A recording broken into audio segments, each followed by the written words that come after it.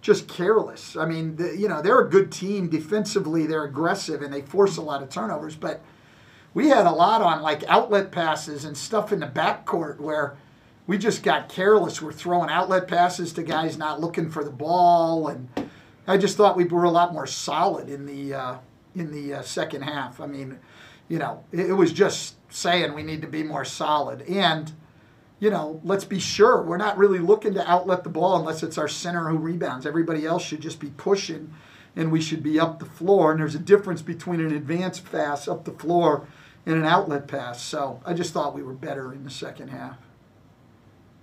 Coach, I'm curious to the adjustment you made in the paint. They had 20 points in the paint very early. Ja was really penetrating, and then you pretty much corralled it the rest of the way. What did you do defensively to adjust it? Well, I would just say we did what we wanted to do going into the game, Todd. Like early, we didn't. And I didn't think we were very aggressive in the pick and roll. We were dropping back, and he was just down in the paint, down in the paint, down in the paint. That is not what we wanted.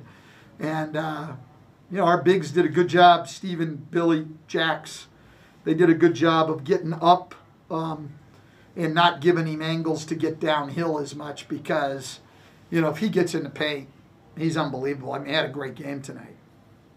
I know you're not going to talk about offense, but I'm going to do it. 33 assists, Coach. I mean, the ball movement tonight was tremendous. It was.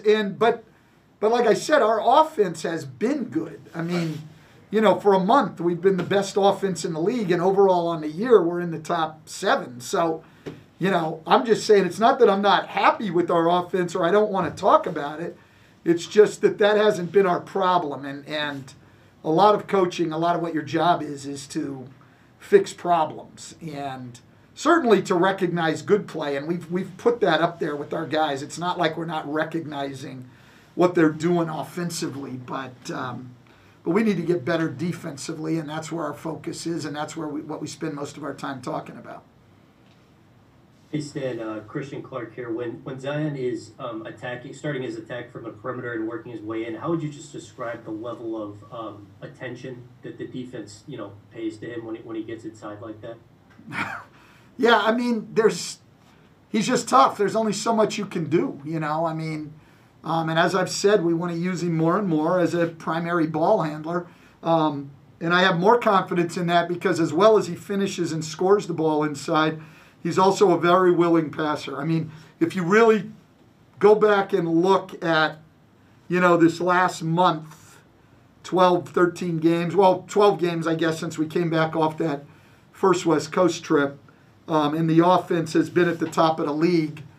A lot of that is because of the efficiency of Brandon and Zion and their willingness to pass and set people up. What they combined for tonight, 13 assists, and Zion didn't even play in the fourth, and they played 60 minutes combined, 13 assists. They're willing to use their abilities to set up teammates instead of just to score the ball. And I actually thought both of them early in the game actually passed up some shots on drives that they could have scored. They're both so unselfish, and that's what's helped our offense. Yeah, what's up, Stan? This is Will. And sticking with Zion, just how impressive has it been to see how quickly he's been able to adapt to the added, responsibilities you've given him as a ball handler while still shooting 60%, getting teammates involved with all that kind of stuff, and doing it in a different way than he did it last year? Yeah, I don't really think it's much to adapt to for him. I think that he's played the game like this a lot in his life, to be honest, Will, and it just, I think, to be honest, I go back to training camp last year just watching them from afar, and I think that Alvin and Chris Finch and their coaching staff wanted to use Zion a lot the way we're using him now, and then the injury sort of took him back, and he was playing limited minutes coming back, and so they ended up using him pretty much, primarily in the post. But I don't think that was their plan going into everything. Everybody knows that Zion can make plays on the perimeter, and we've just gone to it more and more and more. I mean, early in the year we weren't doing it a whole lot either. I mean, it takes a little bit of adaptation, but I think it's better for not only for him, it's better for our spacing because now you've got a guy with the ball You've got 3 shooters around him and a big on the baseline. I mean, so we have, early in the year, everybody was saying, I can't work with those 2 guys. Well, it's a little harder when they're both off the ball. But when Zion's on the ball, we've got pretty typical NBA spacing. So it's really not hard to play that way. And he's got those abilities. And we keep trying to find more and more ways to use him. So that's on me and our coaching staff to find more ways. But we really haven't explored much new lately because we need to work on our defense in whatever time we have. We need to get better defensively. I mean, if we want to, be a playoff contender in the whole thing, I mean, we got to move out of the bottom of the league defensively, and at least start inching our way into the middle of the pack. So that's where our emphasis is going to be in these last 9 games before the break. Hey, Stan, Doug Mouton at WWL TV. You said the other night that maybe the guys, maybe the guys weren't as upset when they had bad defensive numbers as they were when they had bad offensive numbers. Was tonight a sign maybe that were getting your message a little bit? Do you think tonight was a positive sign in getting sort of that through to them? Yeah, look, there's no question, Doug, that it was positive tonight defensively. I think the issue is the consistency of it. I mean, the thing we said to him yesterday, watching film of the Detroit game, was, yeah, there's more good possessions defensively than bad possessions. There are.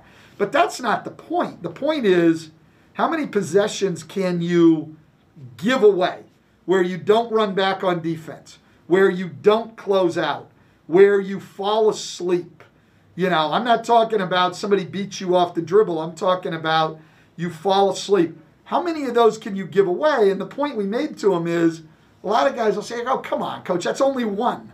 Well, we play 9 guys in a game. If everybody's got only 1, that's 9 possessions we gave. That's too much in an NBA game because people score against good defense. You can't just give away 7, 8, 9 possessions in a game. And I think they understand that, but we got to see how consistently we can play throughout a game and then from night to night. And that's going to be the challenge, the doing it every night. I can go back to every game we've played this year, including the Dallas and Chicago games that were unmitigated disasters.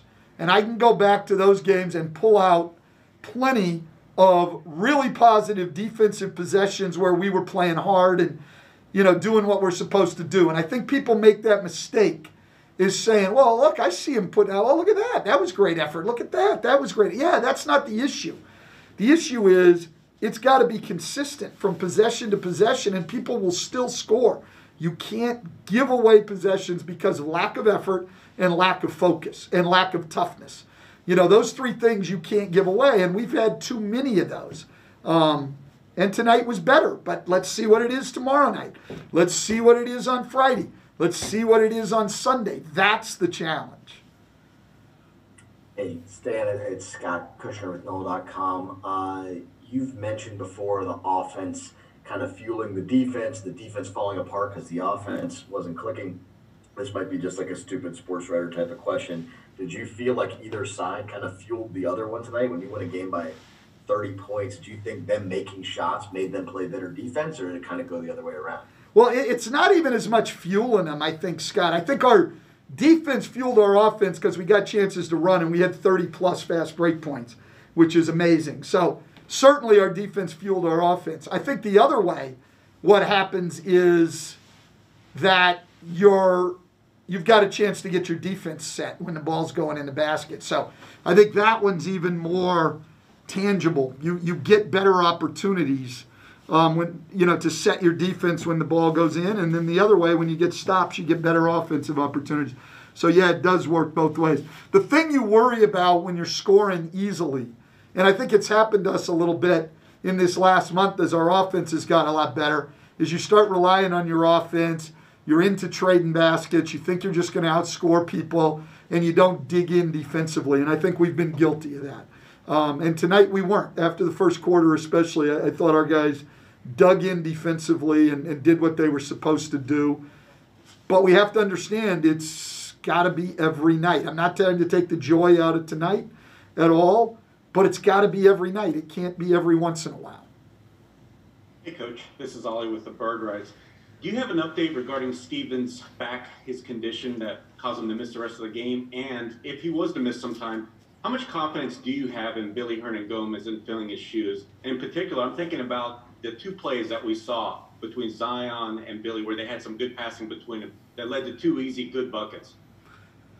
Yeah, so there's a lot there, Ollie. That was a multifaceted question. Yeah, sorry. No, that's okay. But Steven actually didn't miss the rest of the game. We could have put him back in had we needed him.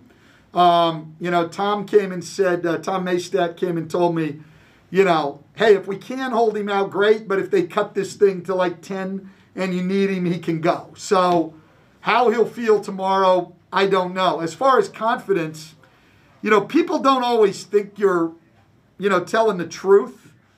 But I got confidence on literally everybody on our roster. I really do. So if we have to go without him, yeah, we go without him. I mean, would I rather have him? Of course. But if not, we go with Billy. We go with Jax. Nico can play some there. We'll be fine. I mean, I got confidence in all of these guys. It's just you can only play so many, So because a guy is not playing does not mean I don't have confidence in him. I know, and that's hard for them to understand too, because they equate your confidence with playing time, but it's not the way it works. I have hard decisions to make on who to play. But I never worry if I have to go to any of these guys. Nikhil hasn't been playing much lately. Nico hasn't played much. Jackson hasn't played much. Confidence in all of those guys. If I got to go to Sindarius and Winyan, confidence in all of those guys. So, yeah, if Steven's out, that would be unfortunate, but we've got other guys, and we would have enough to go out and play well and win. All right, thank you, Coach. Appreciate your time.